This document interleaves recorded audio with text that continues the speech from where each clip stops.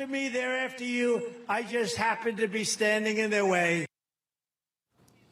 Throw another coin in the Trump was right jar. Isn't that the case, Merce? That's right, Chris. Donald Trump, a.k.a. public enemy #1, is just the first name on the DOJ's hit list. And we're all next. A courageous nurse in Texas, Vanessa Sivage, was just paid a visit by 2 FBI agents after she exposed a cover-up by Texas Children's Hospital, alleging that they're committing Medicaid fraud in order to secretly conduct sex change experiments on kids in Texas, which is illegal under state law. Newsmax hasn't independently verified that they're FBI agents. This after a separate whistleblower, Dr. Eaton Heim, also accused the same hospital of performing transgender surgeries on kids. The Texas surgeon is now being charged by the DOJ for violating privacy provisions in HIPAA, even though he didn't disclose any of the patients' names and redacted information that could be used to identify them. Dr. Heim has pled not guilty and now faces up to 10 years in prison. Here's what he had to say. I might not be there for my daughter being born. And that even though I'm the one, right, it's like I told the truth, right? The hospital was lying. They were harming these kids. But I'm the one who's going to federal trial.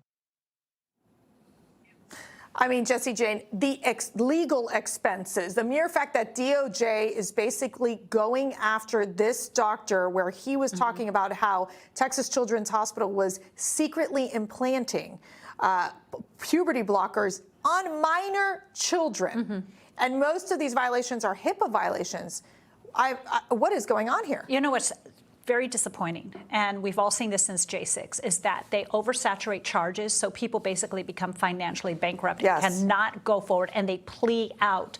There are many people who have plead out simply because they can't face all of the overwhelming charges financially. It cripples them. So it's basically like telling somebody, when's the last time you beat your wife? And you're thinking to yourself, I never have, but now you have to prove you haven't. It's the same concept. They now have to prove that they did not do anything wrong, and they exhaust them in the courts. In addition to that, Harrison, you see that DOJ basically, the whole thing is that they contend that Dr. Heim basically did this, acted maliciously. Just think about this. He's a whistleblower. He's trying to protect children from being abused, and with all these crazy sex change operations. He's acting maliciously?